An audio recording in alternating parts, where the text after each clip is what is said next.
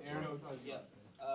Hubert, when you looked at the film from the Georgia Tech game, was there anything else that stood out to you about the team's performance and what you can take away from that? Yeah, I mean, there's things on both ends of the floor. I think, from an offensive standpoint, just taking care of the basketball. Last couple of games, there's been the first half where we've had double-figure turnovers. In the second half, we've taken care of the basketball. So I don't know how many practices we've had, but I would say over 90% of the practices, offensive emphasis of the day has been make the easy play, limit turnovers. So we've got to do a better job at that. I felt like our rim finishes got to be just better. I feel like we've gotten to the rim, whether it's been in transition off of drives, offensive rebounds, just not finishing well. And so, we're getting to the rim, but we've got to be stronger and better at finishing around the rim. And, that's one of the few games all year that we didn't shoot the ball well from the free throw line. And then just defensively, I always talk to you guys about, my conversations with the team about, the discipline and the details, just defensively in terms of, technique on ball screens, box outs, talking on defense, contesting shots, scouting report, tendencies, and just the discipline and details. Those are things that need to be tightened up that consistently weren't tightened up in that game. But you just got to give credit to Georgia Tech for winning. RJ and Armando said when you guys got back Tuesday night that there was a fairly long meeting in the locker room, and a lot of the focus was on sort of cutting the cord to that, moving forward with your thought process on Duke. How much a part of that meeting were you a part of, and how, if you were, how do you think that the meeting went? I wasn't part of that meeting. We got back a little bit after 1 o'clock, and I came home and I watched the game over again and went to bed at 3:45. And so I wasn't part of that meeting.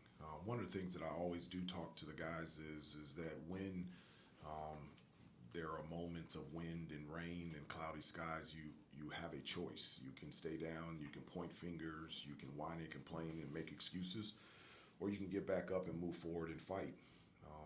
For us, there's no choice. We get back up, move forward, and we join the fight. And I've always talked to them about the only thing that you really have control over is how you react and how you respond. And I know how this group will react, and I know how this group will respond starting with practice today. Is them doing that an example of this group maybe just having a different layer than previously? Again, not comparing previous teams, but them having a meeting, getting back, that doesn't surprise me. This has been a together group from the start since all of them stepped on campus. So hearing that they had a meeting when we got back and talked about our team, that's something that brings joy to my heart because this is their team. And for them to be able to do that, that does not surprise me at all. How much easier do you think it is for them to respond off of a loss like that, considering who your next opponent is being in the biggest game of the year? No, well, again, I don't. Those are your words about the biggest game of the year. Those are not my words. We don't.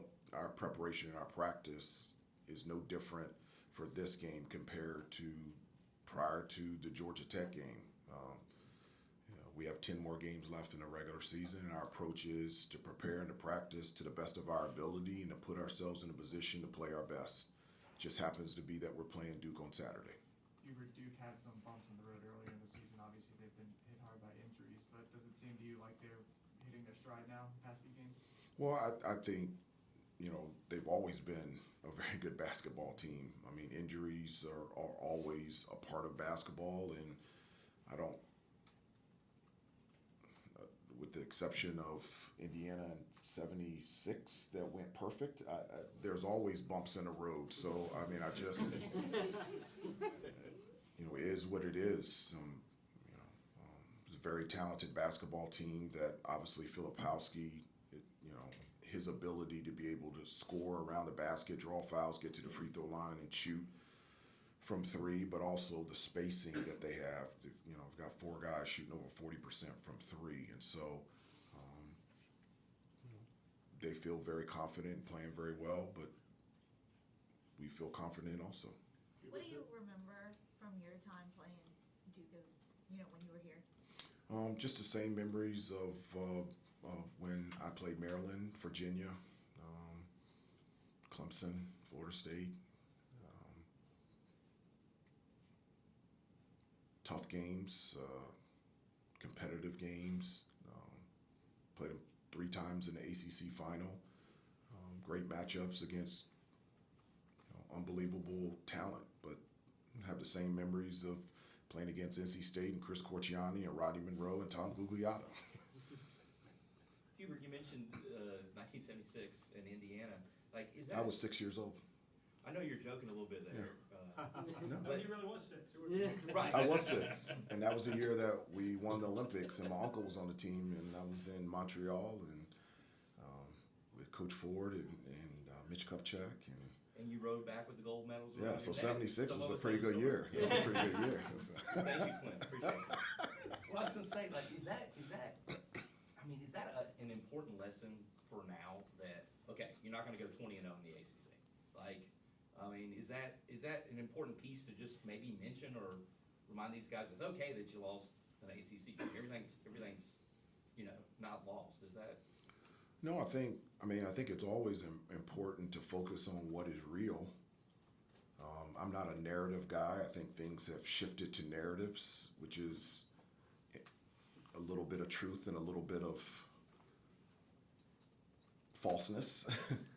I'm not, it is what it is, and I focus on what is real. What is real is we're 17-4 with the most wins in the ACC total. What is real is we're 9-1. Currently, right now, we're in first place in ACC. What is real is we have 5 road wins in conference, the most of anybody in our conference. What is real is it was 41 days between our last losses. That is real. And it is real that our next 2 games are at home. Let's focus on what is real. And let's just pull up our shoes, tighten our belt, put on our overalls, and get back to work and see what happens. Hubert, This earlier is today, Elliott's first opportunity on the stage. No, I don't think so. We played Tennessee. There's a pretty good crowd here. I meant specifically just Duke and UNC, just to be clear. No, I know that. I know what you were trying to say.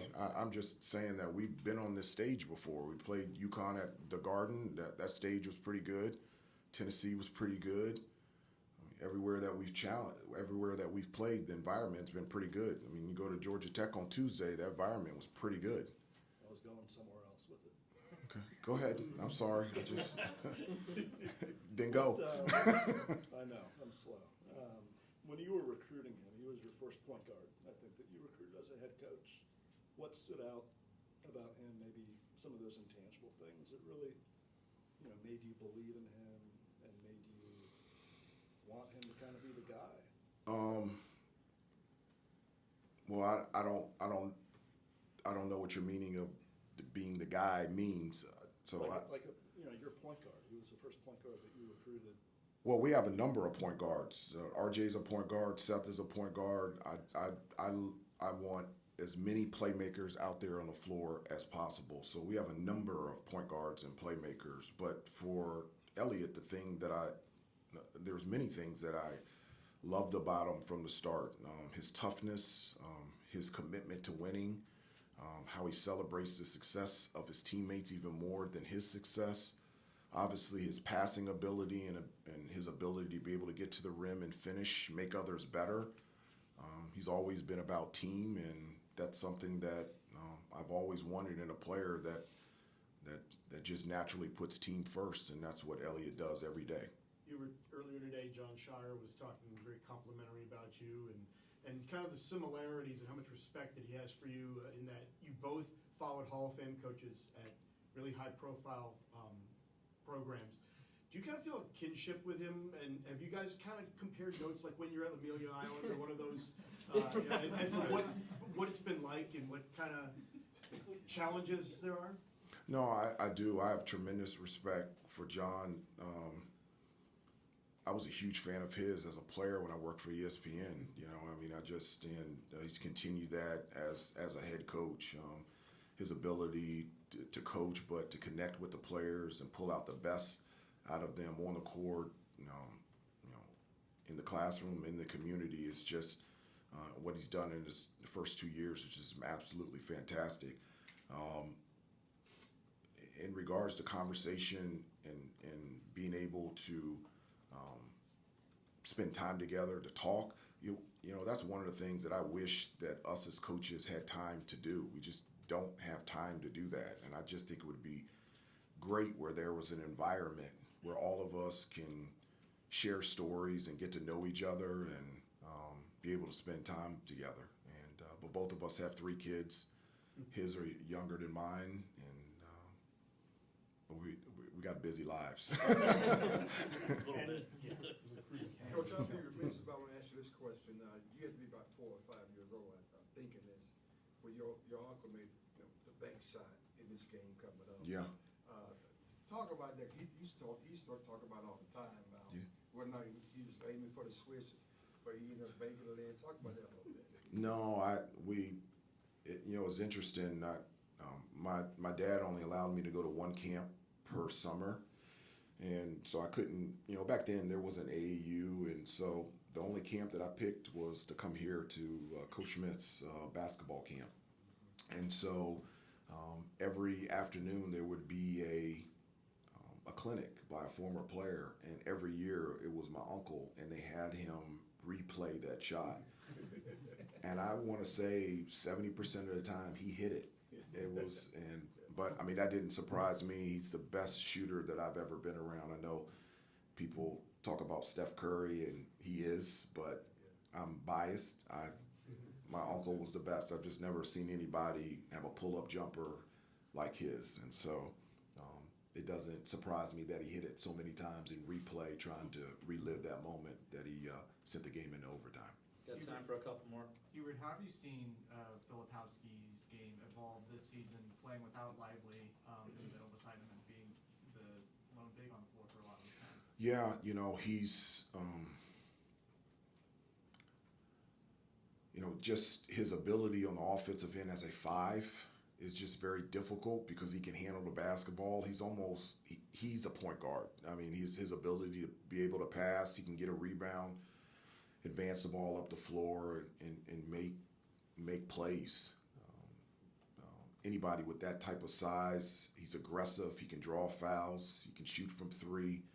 He can post up. He can put the ball on the floor. So it's hard to get the ball out of his hands, hard to double him because he can catch the ball and attack in so many different areas. And then on the defensive end, is just doing a really good job of, you know, he leads his team in blocks, but he's also doing a terrific job of defending without fouling. And so, you know, once again, he's one of the better players in the country, and he's having a terrific season, and he'll be a huge focal point for us on Saturday. Hubert, you mentioned how you prepare for every game the same. Mm-hmm. How do you sort of square that with the obvious feelings that the players have and the allure of this rivalry? How do you sort of balance those two things? Well, like our preparation, our practice, never changing it. You know, our practice today is at 2:45 on Thursdays, and it's always 2:45, and tomorrow will be 3:15, and it's always been 3:15, and we'll have a shoot around. And so just a routine and my message and the way that we practice, none of that changes. Obviously, you know, there's other things that are different around this game, and you can't keep all of it away because of this. But I think focusing on what is real, which is our preparation and our practice, and also all the conversation that we've had in the past about turning down the noise from the phone, the family and the friends and the basketball fans, and focusing on what is real. That's something that I'm just not talking about this week. This is something that I've talked about the entire year. And so I think they understand where we're coming from and, you know, what we need to do. How does having game day here Saturday affect the routine? Doesn't affect us at all. Our shoot around would have been at the same time, pregame meal, same time.